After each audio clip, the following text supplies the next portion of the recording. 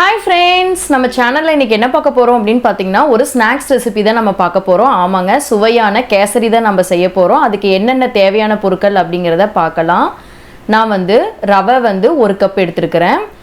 நீங்க அதுக்கு ஈக்குவலா சர்க்கரை எடுத்துக்கலாம். நான் 3/4 கப் எடுத்துக்கறேன். திராட்சை உங்களுக்கு தேவையான அளவுக்கு எடுத்துக்கோங்க. முந்திரியும் சேம் அதே மாதிரி தான்.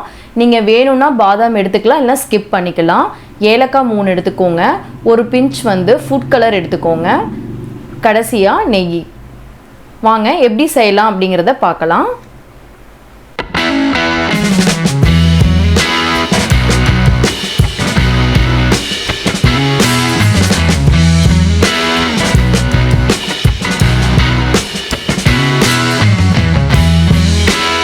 இப்போ இதுக்கு ஒரு pan எடுத்துக்கலாம். இந்த panல தான் நம்ம செய்ய போறோம். ஃபர்ஸ்ட் நெய்யில முந்திரி, திராட்சை, பாதாம் எல்லாம் 1 by 1 நம்ம வறுத்து எடுத்துக்கலாம். நெய் 1 டீஸ்பூன் ஆட் பண்ணிக்கோங்க. நெய் மெல்ட் ஆனோனே நம்ம 1 by 1 நம்ம வறுத்து எடுத்துக்கலாம். இப்போ நெய் நல்லா மெல்ட் ஆயிருச்சு. நம்ம முந்திரி ஃபர்ஸ்ட் வறுத்து எடுத்துக்கலாம். லைட்டா பிரவுன் ஆனா போதும்.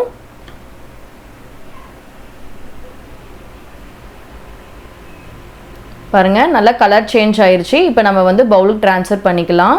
நெக்ஸ்ட் திராட்சை ஆட் பண்ணிக்கலாம். இந்த திராட்சை நல்லா ஊதி பலூன் மாதிரி வரலும் நம்ம வறுத்து எடுக்கணும். இப்போ பாருங்க, நல்லா ஊதி பெருசாயிருச்சு. ஸோ இதை இந்த டைமில் நம்ம பவுலுக்கு ட்ரான்ஸ்ஃபர் பண்ணிக்கலாம். நெக்ஸ்ட் நம்ம பாதாம் ஆட் பண்ணிக்கலாம். இதையும் நல்லா ப்ரௌனாக வறுத்து எடுத்துக்கலாம்.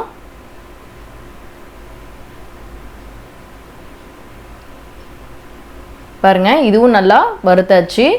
மறுபடியும் 1 டீஸ்பூன் நெய் ஆட் பண்ணி நம்ம ரவையை நல்லா வறுத்து எடுத்துக்கலாம். நம்ம எடுத்து வச்சிருக்கிற 1 கப்பு ரவையை ஆட் பண்ணிக்கோங்க. நெய்யிலேயே நல்லா வறுத்து எடுத்துக்கோங்க.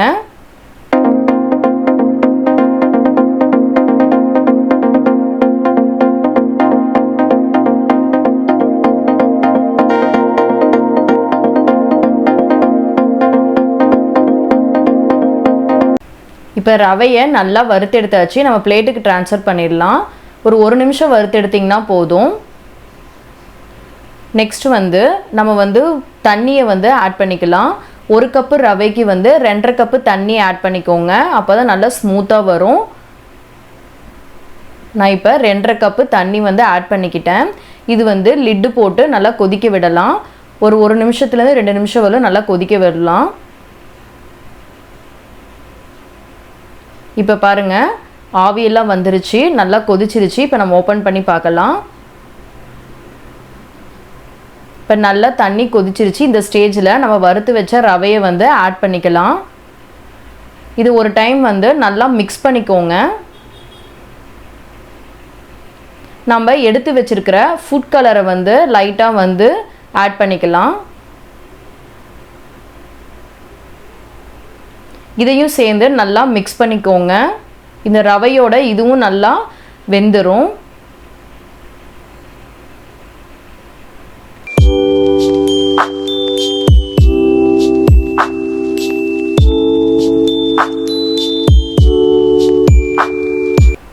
இப்போ ரவையோட ஃபுட் கலர் நல்லா மிக்ஸ் பண்ணியாச்சு. நம்ம லிட்டு போட்டு 1 நிமிஷத்துலேருந்து 2 நிமிஷம் வரலும் நல்லா ரவையை வேக விடலாம். லிட்டு போட்டு பாருங்க, ஆவி வர ஆரம்பிச்சிருச்சு. இப்போ நம்ம ஓப்பன் பண்ணி பார்க்கலாம் 1 நிமிஷம் கழிச்சு. பாருங்க, ரவையெல்லாம் நல்லா குக் ஆயிருச்சு, நல்லா ஸ்மூத்தாகவும் வந்துருச்சு. இந்த டைமில் நம்ம சுகர் ஆட் பண்ணிக்கலாம். நான் 1 கப்பு ரவைக்கு 3/4 கப்பு சர்க்கரை ஆட் பண்ணியிருக்கிறேன். நீங்கள் வேணும்னா ஈக்குவலாக ஆட் பண்ணிக்கலாம். 1 கப்பு ரவைக்கு 1 கப்பு சுகர் ஆட் பண்ணிக்கலாம். இப்போ பாருங்கள், சர்க்கரையெல்லாம் நல்லா மெல்ட் ஆகி நல்லா ஸ்மூத் ஆயிடுச்சு. மறுபடியும் லிட்டு போட்டு நம்ம 1 நிமிஷம் நல்லா வேக விடலாம்.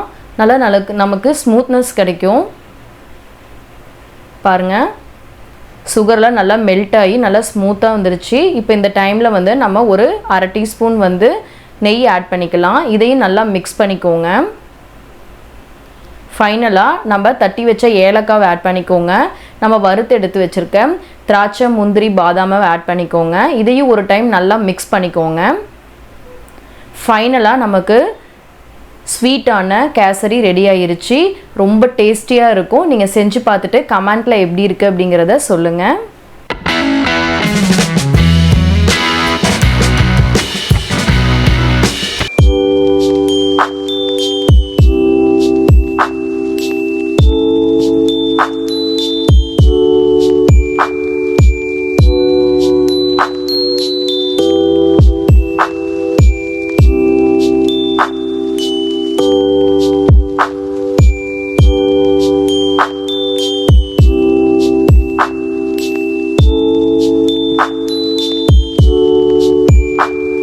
ஃப்ரெண்ட்ஸ், இந்த வீடியோ உங்களுக்கு பிடிச்சிருந்தா லைக் பண்ணுங்கள், ஷேர் பண்ணுங்கள், கமெண்ட் பண்ணுங்கள். முக்கியமாக சப்ஸ்கிரைப் பண்ணிக்கோங்க. பெல் ஐக்கானை கிளிக் பண்ணி ஆல் இன் செட் பண்ணிக்கோங்க.